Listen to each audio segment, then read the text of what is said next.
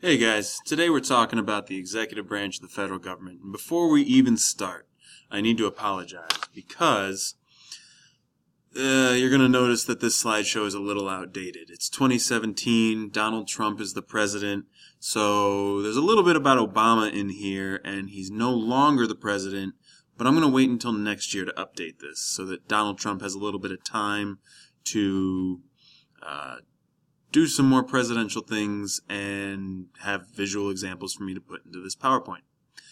Anyway, we're going to be talking about the powers, limitations, and actions of the executive branch of the federal government. First of all, we have to talk about the executive branch. The executive branch is headed by the President of the United States. He is the chief executive officer of the nation. You may have heard of people called CEOs. Every business has a CEO, a chief executive officer. If you think of the United States as a business, our president is our chief executive officer. And up until November of last year, Barack Obama was our 44th president. Well, he still is our 44th president. He's just not president as we speak. Born on August 4th, 1961. From Honolulu, Hawaii. His wife is Michelle Obama, and he was from the Democratic Party. All right. Now, a couple powers of the president. First of all, the president has the power to execute the laws of the United States. And when we say that, we mean he carries out the laws of the land. We don't mean like he actually executes like an execution. He executes the law of the land in the sense that he carries out the laws that Congress has written. Remember, in the last part of the unit, we talked about how the legislative branch makes the laws or writes the laws. The president is the one that carries them out. Okay? Congress can write all the laws they want, but until there's someone to actually enforce those laws, nothing's going to happen. The president also prepares and proposes the annual budget for congressional action. All right. The president is going to prepare and propose a budget for the government, but Congress has to approve that budget. If the Congress doesn't approve the budget, they will hand it back to the president and say, sorry, your proposal didn't work.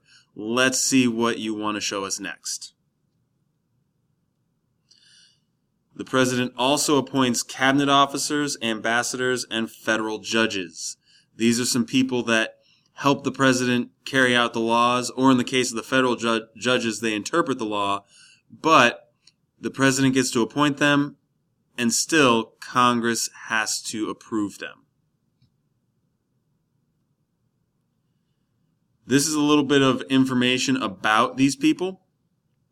Cabinet members help the president run each lower department. For example, the Education Secretary helps the president to execute laws dealing with education. The president also uses various agencies and regulatory groups to help execute the laws.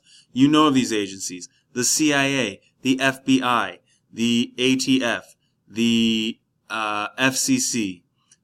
These are all agencies and regulatory groups that help the president enforce different types of laws. The reason why these groups are there is because they're much smaller and can handle the laws much easier. It's easier to have such a large group of laws when only specific ones are going to be overseen by the FCC. Only specific laws are going to be overseen by the FBI, etc. That was a Secretary of Education, Arne Duncan. A former Secretary of Treasury, Tim Geithner. And our former Secretary of State, John Kerry. The Secretary of the Treasury is going to help the president carry out or execute laws dealing with money or the economy. The Secretary of State helps the president execute laws dealing with foreign policy. The last thing that the president does is he administers the federal.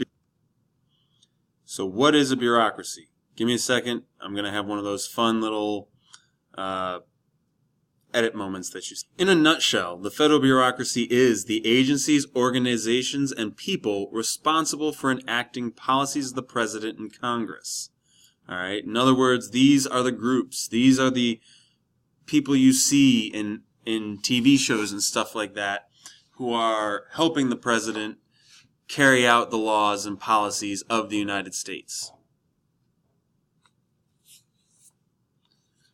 Now this next section, you are going to have to do a little work. The agencies are not written. What the agency does and an explanation of it is written. So you are going to have to do some matching as to where you write what. First one we're going to talk about is the FCC. The FCC is the Federal Communications Commission. It regulates interstate and foreign communication by radio, telephone, telegraph, and television. As you probably know, there are certain things that can't be said on radio or TV. If those things are said, it's the FCC that's going to get involved with punishing the stations that put those out there. They also have oversight over lots of different types of communications. So be careful what you do and say on your telephone, because it could be subject to FCC laws. Next is the Food and Drug Administration. It administers federal food purity laws, drug testing and safety, and cosmetics. This is making sure that the things that we put in and on our body are safe. So there's a FDA to help us make sure that those things are safe.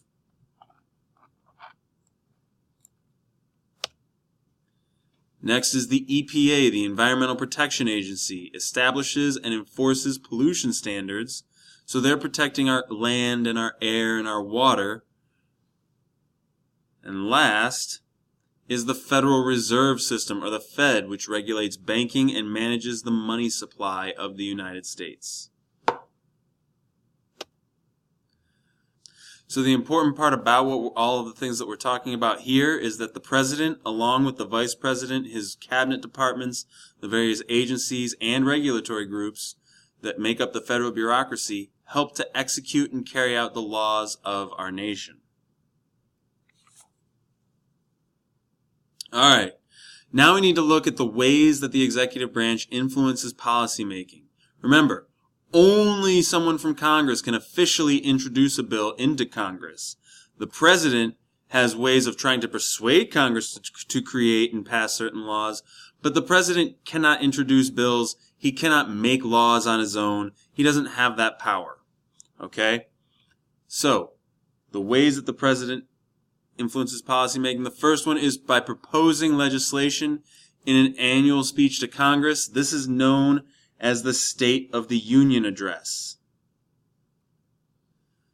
The president can also appeal directly to the people. This is known as campaigning. All right, when they ask the people to contact Congress people to take action about something. That's campaigning for a particular cause or issue. The president, as you know from the last section, also has the power to either approve or veto legislation that is sent to him by Congress. And last, the president influences policy and policymaking by being the person who appoints the officials who wind up carrying out the laws in the federal bureaucracy. So, not only does he have an influence on policymaking, he has an influence on which policies get enforced with more effort.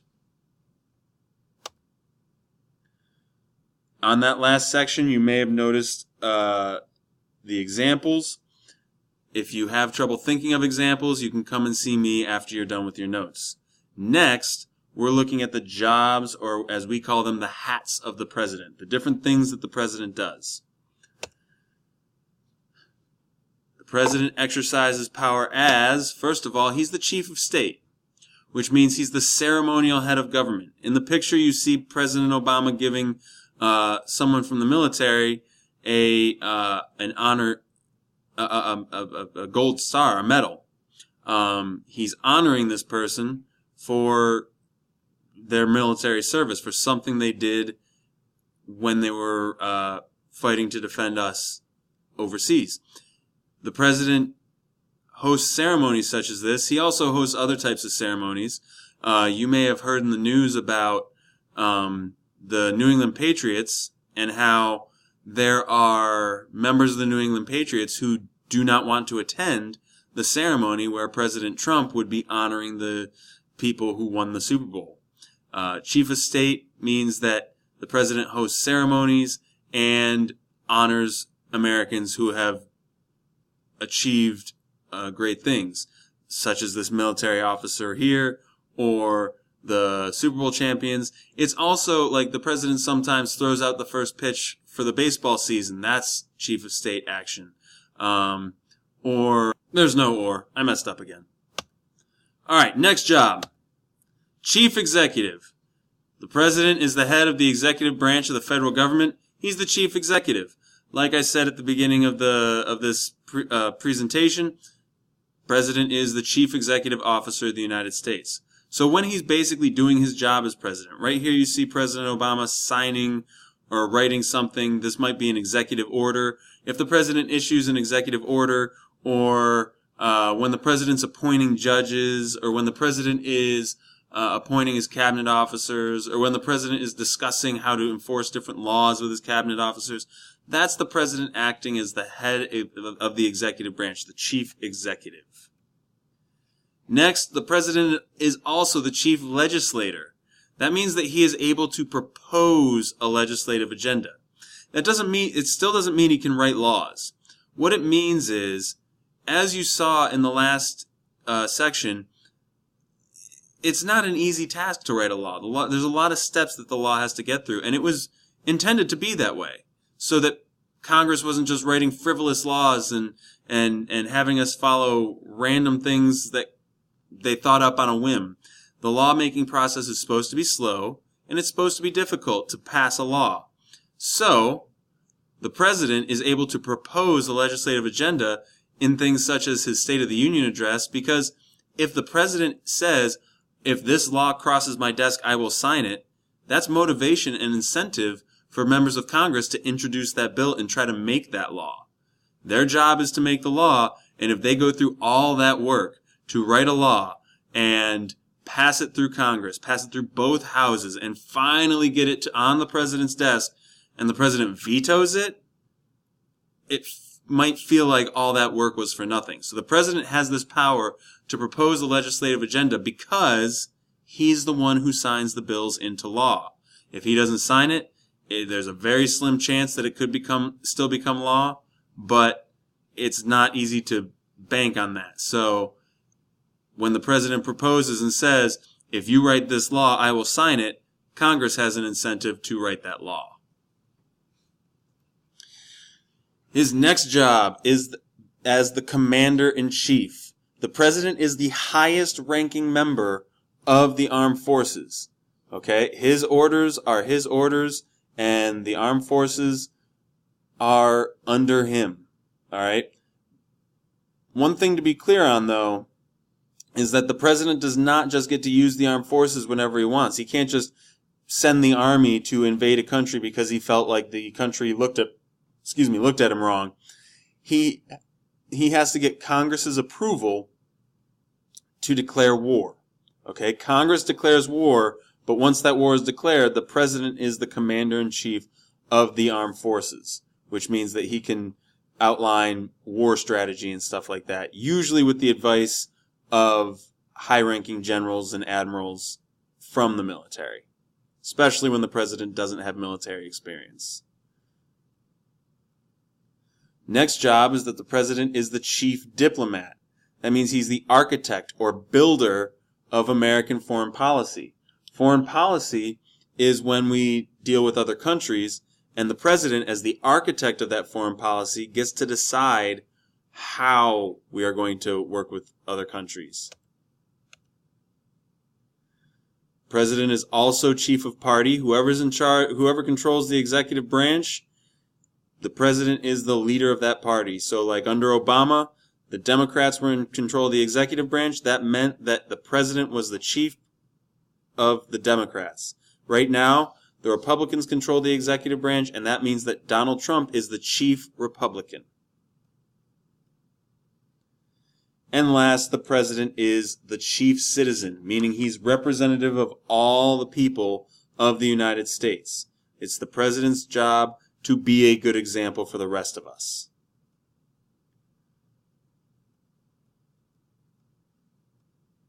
Make sure you have these things. These are the things that